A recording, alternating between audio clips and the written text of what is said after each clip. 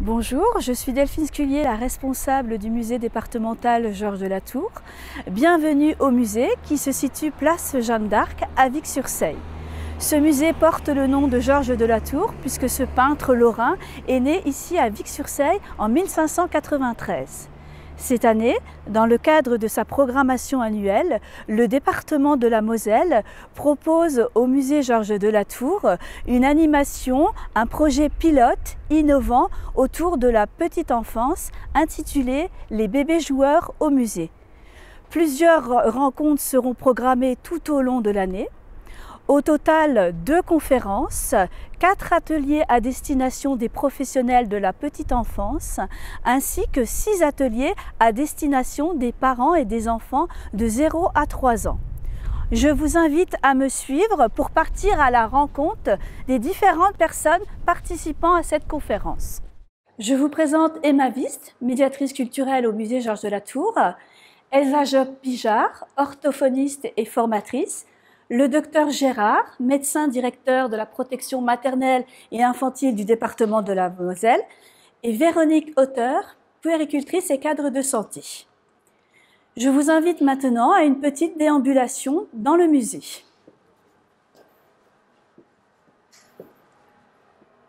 Retrouvez Emma au premier étage qui va vous présenter une œuvre en lien avec la petite enfance. Eh bien alors nous allons commencer notre petite déambulation au musée autour du thème des bébés joueurs. Donc pour commencer ce parcours, je vous propose d'être accueillis par cet immense personnage qui s'appelle Saint Christophe. Ce personnage porte sur son épaule un enfant. Donc vous voyez là ici on est directement accueilli par un enfant, on rentre directement dans le vif du sujet. Cette immense sculpture est une sculpture vicoise. Elle fait presque 3 mètres de haut. Et d'après son histoire, ce personnage était un géant. C'est pour ça qu'il est tellement immense. Et à un moment donné, le Christ serait venu voir Saint Christophe et lui aurait demandé de l'aider à traverser une rivière. On voit au pied de Saint Christophe, il y a une petite représentation comme ça des vaguelettes de la rivière. Et Christophe aurait hissé cet enfant sur son épaule, ils auraient effectué cette traversée et à la fin de cette traversée, lorsque l'enfant redescend des épaules de Saint Christophe, il a repris sa forme d'adulte et bien pour prouver à Christophe qu'il est bel et bien le Christ. Alors ici, ce qui est intéressant pour notre thème des bébés qui viendront jouer au musée, c'est de remarquer un petit peu la façon dont le sculpteur a représenté ce soi-disant bébé. Si on isole ces 2 sculptures, si on met Saint Christophe d'un côté et le bébé de l'autre, on s'aperçoit très vite que ce bébé, finalement, ça pourrait être tout à fait un petit jeune homme, un petit jeune adulte tout à fait ordinaire. Et effectivement, depuis le Moyen-Âge, on représentait les enfants comme des mini-adultes. Oui, voilà, on avait tendance à les représenter comme des adultes miniatures. Et l'enfant qui, bien entendu, était le plus célèbre et le plus représenté dans la peinture et dans la sculpture, c'est bien entendu l'enfant Jésus. C'est un peu lui la superstar. Et donc petit à petit, ces bébés qui ne sont pas très réalistes, alors vous avez des artistes par exemple comme Filippo Lippi qui vont représenter des vierges à l'enfant avec des enfants complètement disproportionnés, des têtes énormes, enfin c'est assez comique à voir. Ou alors je pense à un autre tableau d'un peintre qui s'appelle Cranach où vous avez le Christ qui bénit les enfants. Et alors là, c'est vraiment très drôle puisqu'on a l'impression que le peintre a fait un copier-coller de la tête des adultes sur le corps des enfants. Donc au début, voilà, c'est ça, les enfants, on les représente, c'est le Christ qui est représenté. Ils sont pas très naturels, ils ressemblent pas trop à des enfants. Et petit à petit, ils vont s'humaniser. Avec des artistes comme Georges de la Tour, par exemple. Quand vous regardez le nouveau-né de Georges de la Tour, avec cette femme qui porte dans ses bras ce petit nouveau-né, qui a vraiment une belle petite bouille de nouveau-né, on y croit, on voit qu'il vient de naître.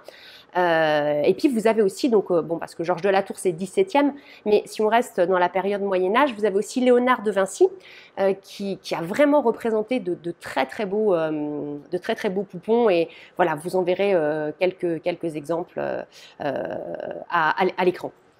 Voilà, donc pour ce Saint-Christophe. Alors on va poursuivre notre déambulation et cette fois-ci je vous propose de découvrir justement dans nos collections un bébé beaucoup plus réaliste. Voilà, je vous invite à me suivre. Alors nous allons poursuivre notre déambulation dans le musée avec ce très beau tableau de Jacques Blanchard qui est un artiste parisien du 19e siècle. Et donc là, tout à l'heure, effectivement, nous étions en présence d'un bébé qui n'était pas forcément très réaliste. Ici, je vous propose de découvrir un enfant qui ressemble vraiment à un enfant. Donc, ce tableau de Jacques Blanchard eh bien, nous montre une mère avec son enfant. Il est représenté comme un enfant d'aujourd'hui, finalement. Il a une petite bouille bien joufflue, il a des belles petites boucles blondes. Au niveau des proportions de son corps, les proportions sont bien respectées. Il a des petits bras potelés, des petites cuisses bien potelées. Et sa maman, c'est pareil. Elle est présentée de manière tout à fait humaine. C'est la Vierge Marie. Normalement, c'est la Reine du Ciel. Elle serait censée être positionnée sur un trône somptueux. Là, vous voyez, elle est simplement assise sur une chaise en bois. Elle est vêtue tout à fait sobrement, tout à fait simplement. Elle est coiffée de manière très simple. Vous remarquerez d'ailleurs que le côté religieux est à peine marqué. On voit à peine l'auréole au niveau de sa tête. Donc là, ici, c'est clairement pas le côté divin qui est mis en avant. Là, ici, on a vraiment envie d'humaniser ces personnages et de les rendre proches du peuple, entre guillemets. La seule chose qui nous permet quand même d'identifier ce personnage, c'est les couleurs, la couleur de ses vêtements. Vous voyez, elle porte une robe bleue qui fait référence au ciel. C'est quand même Marie, c'est quand même la reine du ciel. Vous avez le rouge qui symbolise l'amour qu'elle porte pour son fils. Vous avez les petits motifs dorés au niveau de la bretelle de son vêtement qui peuvent faire aussi référence à la richesse de son statut. Mais mis à part ça, voilà, ça pourrait être une mère tout à fait ordinaire. Alors, ce tableau, on l'a sélectionné parce que, je l'ai sélectionné parce que je trouve qu'il est tout à fait dans le thème toujours des bébés. Et ici, ce qui est très intéressant, nous, on aimerait bien travailler autour du lien parent-enfant. Et là, ce lien, il est vraiment très, très beau. Vous voyez déjà que les deux personnages sont liés corporellement. Ils sont tête contre tête. Il y a ce petit sourire de bien-être qui apparaît sur le visage des personnages qui nous montrent qu'ils se sentent, ils ont l'air bien, ils se sentent bien ensemble. Il y a cette attitude de la mère qui a vraiment un côté très enveloppant, qui tient vraiment son enfant avec beaucoup de délicatesse, beaucoup de tendresse. Et puis il y a aussi, oui, surtout très important, ce geste en fait. On a l'impression que l'enfant chatouille sa mère, et ça justement, c'est parfait pour notre projet, puisque ce petit côté où on chatouille, on s'amuse à chatouiller, ça peut vraiment rappeler les petits jeux qu'on met en place avec son nourrisson. Quand on vient de le laver, on le met sur la table à langer, on joue à la petite bête qui monte, et voilà. Et ça, voilà, c'était juste parfait. Alors par contre, pour de vrai, il n'est pas en train de chatouiller sa maman, en fait, il est en train de la désigner, il est en train de la montrer. Au niveau du contexte historique, on se situe au XVIIe siècle, on est dans un débat d'idées entre les catholiques et les protestants, qui ne sont absolument pas d'accord sur certains points. Et les catholiques vont essayer de ramener à eux un maximum de fidèles en réaffirmant l'importance du culte de Marie. Et donc pour ça, on va se servir un petit peu des artistes comme outil de propagande, et on va demander aux peintres de produire ce genre d'image avec justement le Christ qui montre sa maman au monde entier pour bien insister sur son importance. Normalement, dans les Vierges à l'enfant, c'est le contraire, mais ça, on va le découvrir dans quelques instants. Voilà, donc cette présentation de cette Vierge est maintenant terminée. Je vous invite à retrouver Notre-Dame d'Alin. Voilà, donc nous nous trouvons maintenant en présence de Notre-Dame d'Alin, qui est une Vierge du XIIe siècle. Elle est complètement en bois. Je dis complètement en bois, pas tout à fait, puisque si vous regardez bien, ses petits pieds sont emballés dans du cuir.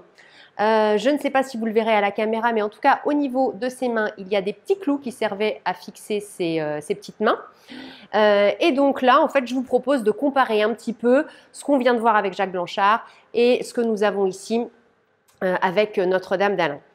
Alors, contrairement au tableau que nous venons de voir, où justement on avait quelque chose de très en contact entre la maman et l'enfant, quelque chose de très en rondeur, tout en douceur, tout en tendresse, ici c'est complètement l'inverse. On est dans quelque chose de très rigide. Il n'y a absolument pas de contact entre la mère et son enfant, que ce soit au niveau du dos ou même au niveau de l'assise. Si vous regardez bien, l'enfant est assis en lévitation entre les deux genoux de sa maman. C'est quand même magique. La maman, elle, par contre, sert véritablement de trône, de chaise. Son corps sert vraiment d'assise. Les deux personnages sont vraiment très très droits, très rigides. Au niveau des visages, il n'y a aucune expression. Et là, surtout, ce qui ressort, c'est plus la fierté d'une mère par rapport à son enfant, la fierté que tout parent peut ressentir à l'égard de son enfant.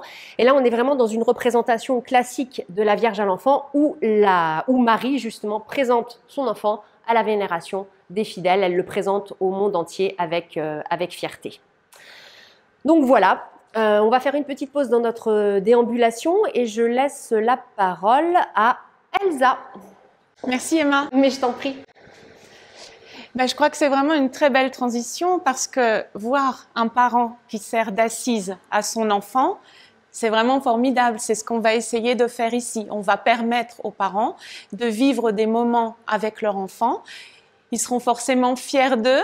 On va permettre ici du jeu libre dans la pièce prévue à cet effet au sous-sol. Et on va ensemble passer un moment où il s'agira de parentalité, de l'enfance, qui sont finalement des sujets vieux comme le monde. On voit bien dans ce musée à quel point c'est représenté depuis le début de l'humanité finalement.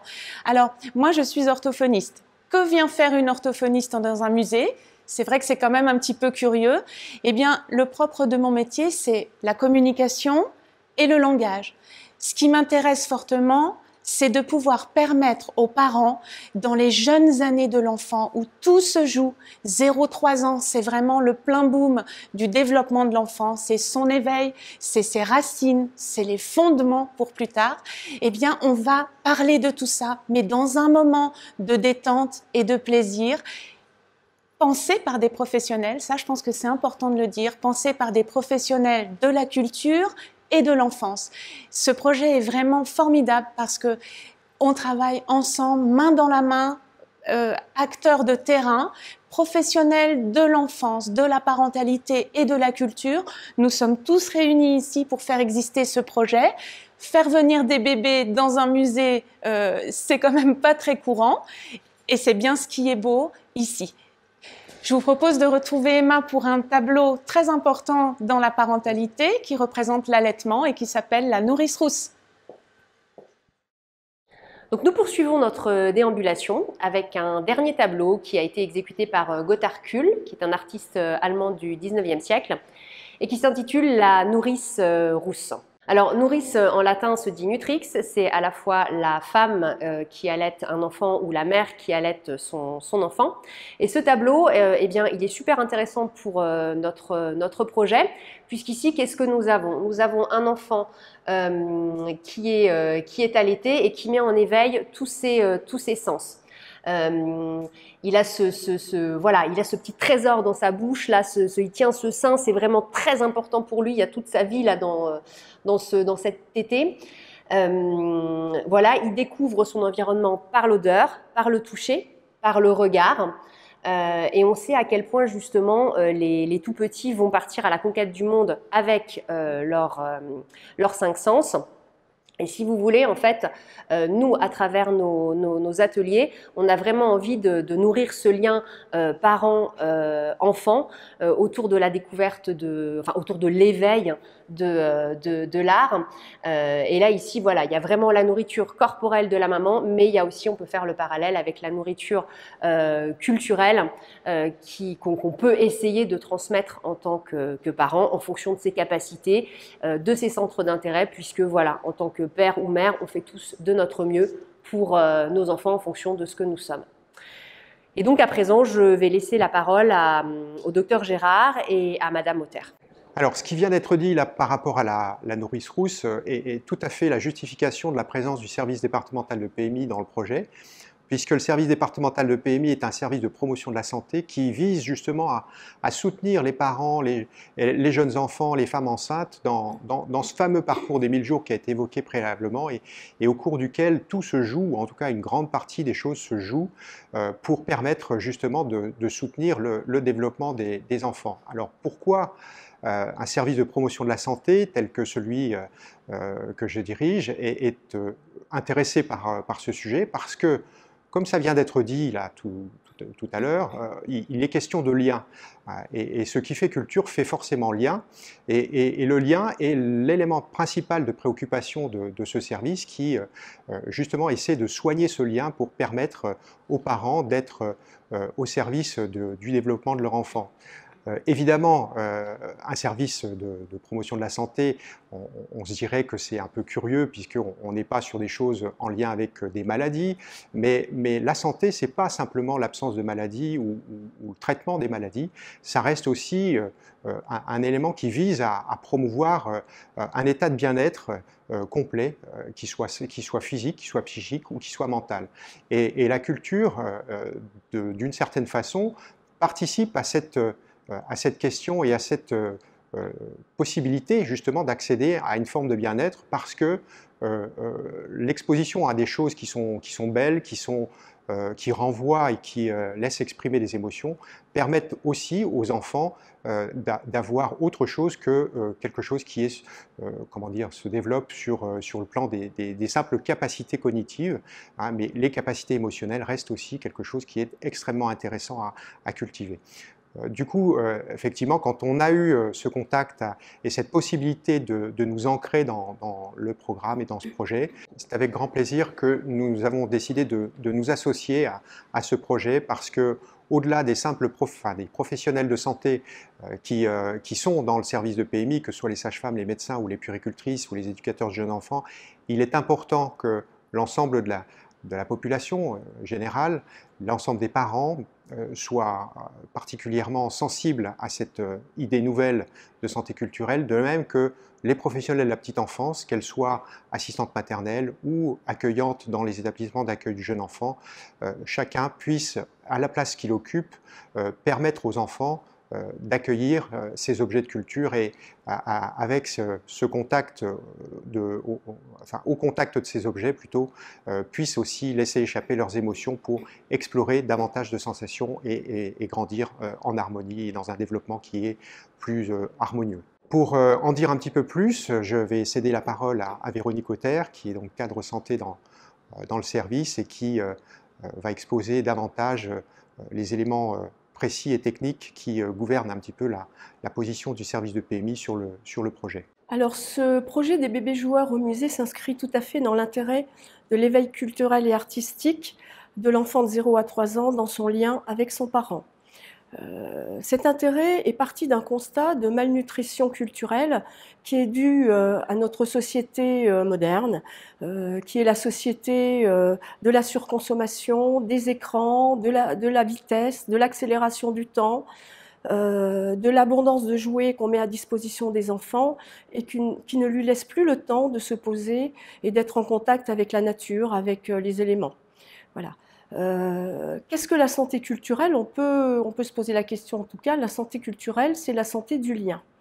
Et me vient alors à l'esprit une phrase de Pascal Pic qui, lors d'une émission littéraire, alors qu'il parlait de l'évolution, de la théorie de l'évolution, a expliqué que si le bébé de l'humain naissait pas tout à fait achevé, c'est parce que l'utérus de la mère ne le permet pas, ne lui offre pas la place suffisante pour le lui permettre, et qu'il va poursuivre son développement dans un utérus culturel.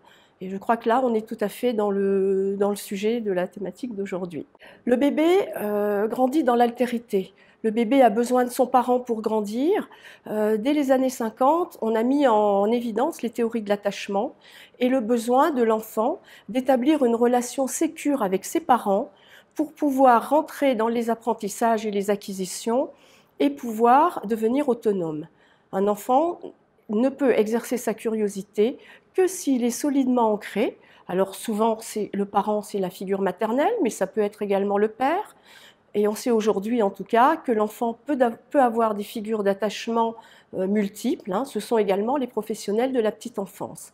Ça met bien en évidence le rôle primordial que nous jouons, nous, professionnels de la petite enfance, auprès de ces jeunes enfants, parce que nous allons faire de l'enfant d'aujourd'hui l'adulte qui sera demain.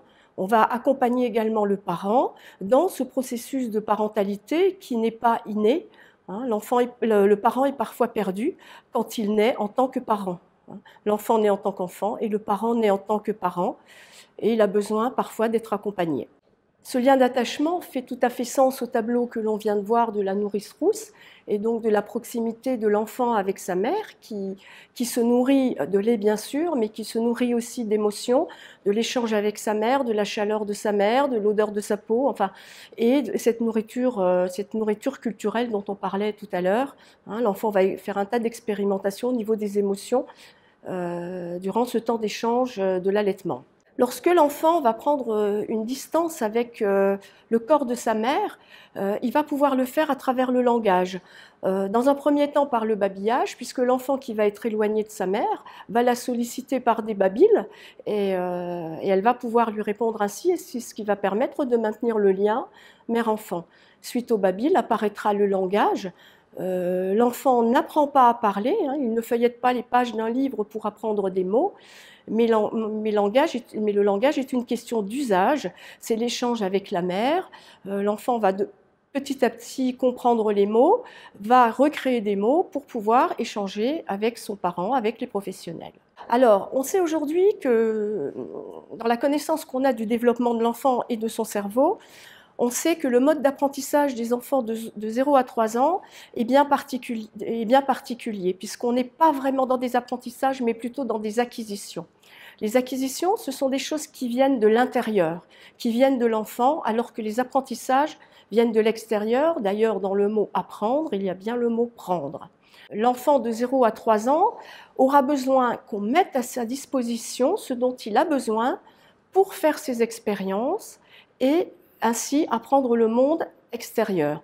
L'enfant construit son monde intérieur à partir de ce qu'il expérimente avec son environnement et avec les professionnels, avec ses parents qui l'entourent. Il me semble donc primordial que pour assurer cet accompagnement à la fois des enfants et des parents, les professionnels, qu'elles soient professionnels des établissements d'accueil du jeune enfant, assistantes maternelles, assistantes familiales, puissent avoir accès à la formation pour avoir ces notions des modes d'acquisition des enfants et pour pouvoir mettre à leur disposition ce dont ils ont besoin. Alors, la formation s'appréhende par des contenus théoriques, bien évidemment, mais dans l'espace culturel, par la possibilité de proposer peut-être aux professionnels d'aller à la rencontre d'œuvres d'art pour pouvoir comprendre l'émotion qu'elles peuvent susciter. La rencontre avec une œuvre d'art, c'est avant tout une émotion, bien plus qu'une approche intellectuelle de l'œuvre d'art. Et l'enfant est tout à fait en capacité de réaliser ce mode d'approche de l'œuvre d'art. Alors dans la culture, il y a bien évidemment les œuvres d'art, il y a la musique, il y a le chant, il y a les histoires qu'on peut raconter aux enfants, et la musique a toute son importance aussi pour l'enfant. C'est pareil, elle ne s'apprend pas, elle s'éprouve. L'enfant fait une expérimentation du beau, de l'émotion qu'elle suscite en lui et qu'il va pouvoir partager avec son parent, avec les professionnels. Et tous ces temps d'échange et de lien vont permettre à l'enfant de grandir et d'appréhender le monde. Alors que j'écoutais une émission musicale récemment où le commentateur évoquait Mozart, et on sait tous que Mozart a appris la musique très jeune. En fait, il n'a pas appris la musique très jeune. Il a découvert des notes en jouant sur un clavier, et c'est comme ça qu'il a approché la musique. Et peut-être que si on met à disposition de chaque enfant le matériel dont il a besoin, on va pouvoir éveiller des talents chez les enfants, comme Mozart s'est éveillé à la musique. Parce que peut-être qu'en chaque enfant sommeille un petit Mozart. Maintenant, je vais aller rejoindre Elsa pour un échange. Véronique, tu as dit des choses qui ont beaucoup parlé à l'orthophoniste que je suis, qui explique exactement ma présence ici et mon grand enthousiasme pour ce projet des bébés joueurs au musée, parce que effectivement, nous faisons des constats communs, que ce soit dans la petite enfance ou moi dans mon cabinet d'orthophonie. Comme beaucoup de mes collègues orthophonistes, nous sommes extrêmement sollicités sur le terrain pour des difficultés de langage chez des enfants jeunes. Il me semble que c'est un constat que nous faisons tous sur le terrain. Et bien sûr, moi je voudrais ramener l'idée que tout le monde est impliqué pour qu'un enfant apprenne à parler et pour que la culture se transmette. La langue, le langage, ça n'est pas un bouton sur lequel on appuie chez un enfant et qu'à 2 ans, il se met à parler. Ça ne se passe pas comme ça, hein. Ici, on a la grande chance de pouvoir apporter du temps, dont tu as parlé aussi. Avoir un temps ensemble d'échange, de jeu libre, hein, découvrir le langage, la culture par le jeu libre, avec cet espace que nous allons faire en bas, dans le sous-sol du musée. Nous allons pouvoir vraiment vivre le langage, vivre ce temps. Hein, ces constats sociétaux que tu as nommé tout à l'heure, c'est-à-dire cette surconsommation d'objets, cette frénésie dans la vie, eh bien je crois que nous perdons régulièrement de vue les besoins spécifiques d'un enfant tout petit, 0-3 ans, puisque c'est là que se passe énormément de choses, comme l'a dit le docteur Gérard tout à l'heure. Dans les 1000 premiers jours de l'enfant, il se passe beaucoup de choses qui peuvent être décisives pour la suite. Sur le terrain, en tant que puéricultrice, quels sont tes constats justement par rapport au langage, par rapport à la parentalité dans cette société d'aujourd'hui ? Alors, je partage tout à fait ton avis, hein, bien évidemment, et je pense qu'il est primordial que les professionnels de la petite enfance, que ce soit les assistantes maternelles, que ce soit les professionnels qui travaillent dans les établissements d'accueil du jeune enfant, soient moins dans la stimulation. On a été longtemps sur une surstimulation de l'enfant. Éveiller un enfant, ce n'est pas l'éduquer. Éveiller un enfant, c'est mettre à sa disposition, comme je le disais tout à l'heure, ce dont il a besoin pour grandir. Ça part de l'intérieur de lui. Ce n'est pas... quand on joue avec un enfant, on peut jouer avec un enfant, bien sûr, à condition de jouer comme l'enfant. Et ce n'est pas un adulte qui joue avec l'enfant. Le jeu libre, à l'initiative de l'enfant, l'enfant va solliciter l'adulte pour qu'il mette à sa disposition ce dont il a besoin à un moment donné et au stade de son développement. Voilà. On est moins dans l'action, mais plus dans l'observation de l'enfant. C'est bien la différence entre les apprentissages et les acquisitions que j'évoquais tout à l'heure. Le petit enfant de 0 à 3 ans est dans les acquisitions, ce qui veut dire que c'est l'adulte qui se met au service de l'enfant et non pas l'enfant qui répond à une attente de l'adulte. Pour pouvoir rentrer dans les apprentissages, il faut que l'enfant ait fait ses acquisitions. Mais ça précède les apprentissages. Au même titre que l'éveil culturel, va précéder l'éducation culturelle qui est préconisée dans les écoles, qui est préconisée pour le plus grand, et qui ne peut prendre son sens que s'il s'ancre dans un éveil préalable. Tout à fait. Voilà. Finalement, ce que tu dis, comme tu disais tout à l'heure pour Mozart, on pourrait dire ici, c'est un petit peu en jouant qu'on devient joueur. d'où Tout à nos fait. bébés joueurs du musée. Voilà. Et tout ce qu'on va mettre à leur disposition en bas va permettre à tout ça d'exister. Et je crois que nos formations réservées aux professionnels, parce qu'il me semble qu'il y a déjà des formations pour les professionnels de terrain qui sont ici en Moselle, déjà bien formés sur la question du jeu libre, ce qui est déjà une très bonne chose. Et ici, on va leur permettre bien, de rendre concrètes ces formations sur le jeu libre, puisqu'on va le vivre ici.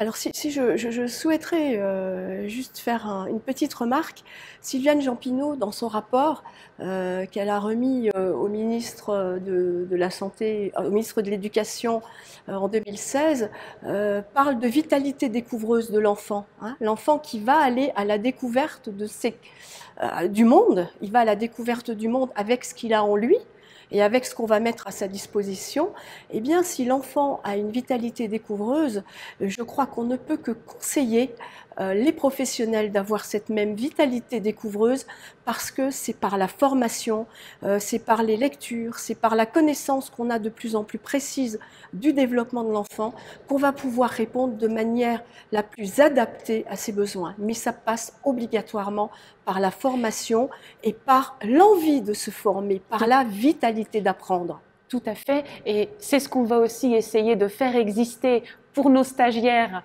qui seront les professionnels de la petite enfance, en rendant ces formations les plus concrètes, les plus vivantes possibles, hein, avec des échanges, des objets concrets, des choses dont elles pourront s'emparer tout de suite pour faire passer des messages de prévention aux parents, parce que le professionnel de l'enfance, c'est peut-être dans nos vies qu'on décrivait tout à l'heure, la personne qui passe le plus de temps finalement avec l'enfant, donc qui transmet beaucoup de choses, de la culture, du langage, dans le domaine du jeu, etc. Et je crois que le professionnel de l'enfance est la personne vraiment qualifiée pour faire passer des messages aux parents, c'est son savoir-faire professionnel. Alors, nous espérons que nous aurons de nombreuses personnes à nos formations qui, évidemment, je le précise, sont repensées et adaptées tout le temps aux contraintes sanitaires que nous subissons. Mais on trouvera des moyens de faire exister ces temps de formation. Alors, il est vrai aussi que pour le langage est bien plus qu'une parole échangée entre l'adulte et l'enfant. On sait aussi que notre langue maternelle véhicule tout un affect, toute une émotion qu'on va transmettre à l'enfant. Et c'est vrai que les acquisitions sont bien dans l'émotion, dans la transmission, et je crois qu'il faut préciser aux professionnels de la petite enfance la responsabilité qu'elles ont, l'énorme responsabilité qu'elles ont quand elles prennent soin des enfants, parce que des enfants d'aujourd'hui, elles fabriqueront les adultes de demain. Donc c'est une responsabilité, elles ont un rôle extrêmement important dans la construction de l'enfant, et elles doivent être valorisées en ça. Absolument, Véronique. Merci beaucoup pour la qualité de ces échanges. Je vous propose maintenant d'aller retrouver Emma. On va maintenant parler très concrètement de nos ateliers parents-enfants avec Emma, notre médiatrice culturelle. Alors Emma, quand les parents vont pousser la porte du musée, ici, avec leur tout petit, de moins de 3 ans, Oui. Comment ça va se passer concrètement? Eh ben, on va les accueillir, donc toi et moi, enfin dans un premier temps peut-être avec moi. On va se prendre un petit temps tranquillement devant les œuvres, de façon à ce que les parents puissent se mettre à l'aise avec leur bébé. Alors après, l'idée c'est pas de passer des heures devant un tableau, hein. C'est vraiment un format très court. Essayer de faire appréhender les œuvres par les cinq sens, peut-être extraire un petit élément, un petit objet du tableau, à leur faire toucher ou manipuler, enfin ça, voilà, ça va se construire. Et puis dans un second temps, eh bien, nous aurons un temps de manipulation libre pour justement permettre à ces bébés d'évoluer librement autour d'objets en lien avec nos thématiques. Et puis là, il y aura ton regard bienveillant qui va tout nous décrypter et là, tout va devenir clair pour les parents. Alors Claire, je ne sais pas, mais en tout cas, c'est vrai que ce projet des bébés joueurs au musée, il a été pensé pour accompagner les parents, pour aussi répondre à leurs questionnements, parce que c'est vrai que quand on a un tout petit, on se pose beaucoup de questions et qu'on ne sait pas toujours où trouver des réponses et où passer ce temps de qualité avec son petit. Hein, donc, nous serons dans le sous-sol du musée, pas ici, hein, on aura fait cette visite du musée, et puis on sera au sous-sol du musée, dans cette salle que nous sommes en train d'aménager en ce moment. Il y aura quelques quelques surprises, on Mais ne va oui. pas tout dévoiler aujourd'hui. Non, non, non. Et donc, dans cette salle, on va se retrouver avec des petits objets, des jouets, que des objets qui ont été pensés et créés pour l'occasion. Avec 3 fois rien, on est bien d'accord. Avec 3 fois rien, du bois, du carton. Des chaussettes. Voilà, on va laisser la surprise. Tout à fait. Et très concrètement, on peut peut-être parler d'un atelier, un des ateliers qui nous tient particulièrement à cœur peut-être, c'est l'atelier sur la lumière. Qu'est-ce qu'on peut bien faire avec la lumière quand on est un bébé? C'est incroyable ça. Alors, mais oui, alors justement, peut-être juste pour rappeler pourquoi ce thème nous tient à cœur. Donc là, ici, on est dans le musée Georges de la Tour, donc ce peintre qui a beaucoup travaillé sur l'ombre et la lumière. Ça va même un petit peu plus loin que ça, puisque l'architecte qui a pensé le bâtiment l'a vraiment conçu autour de la lumière. Là, vous voyez, on a ce magnifique, tu vois bien, on a ce magnifique pluie de lumière. Chaque niveau est, comment dire, entouré d'une espèce de tranchée lumineuse qui permet vraiment de très beaux jeux de lumière. Et donc, justement, avec ces bébés, on va s'amuser à jouer avec la lumière. Et justement, on va vous proposer un exemple tout à fait concret. Oui, parce que nous, ici, on tient aux objets concrets. On tient à ce que les enfants se trouvent en situation avec des objets. On ne va pas faire de la théorie ici avec les parents. On va vivre des moments. Et donc, ces objets, par exemple, ça peut être une boîte toute simple dans laquelle on a percé des trous avec une guirlande lumineuse. Ça, c'est un super jouet pour un enfant, par exemple. Et on ne peut pas s'imaginer à quel point ces petits moments de vie avec 3 fois rien sont importants pour le tout petit qui est un explorateur. Un explorateur avec tout son corps, avec tous ses sens et qu'il a besoin du regard de ses parents qui soient là pour l'installer dans ce moment, montrer à quel point c'est important. Et puis, cette lumière, je crois qu'on va presque vivre un tableau de Georges de la Tour en réel finalement. Parce que quand on voit cet enfant avec la lumière sur son visage, ça nous rappelle quand même un petit peu les œuvres tout à fait, mais tout à fait, l'ambiance en clair-obscur des tableaux de Georges de la Tour, mais oui, ça va tout à fait être ça. Dans nos ateliers, on va vivre l'art, quoi. C'est ça, ouais, voilà, c'est ça, effectivement, voilà, par la manipulation, tout à fait. Par le jeu. Par le jeu. Le jeu qui devient, le jeu libre, qui devient un moyen de transmettre la culture et d'installer son enfant dans le langage, et bien plus tard, dans ses apprentissages, quand il grandira. Exactement. Cette conférence touche à sa fin. En espérant qu'elle vous a plu, on vous donne rendez-vous prochainement au sein du musée départemental Georges de la Tour.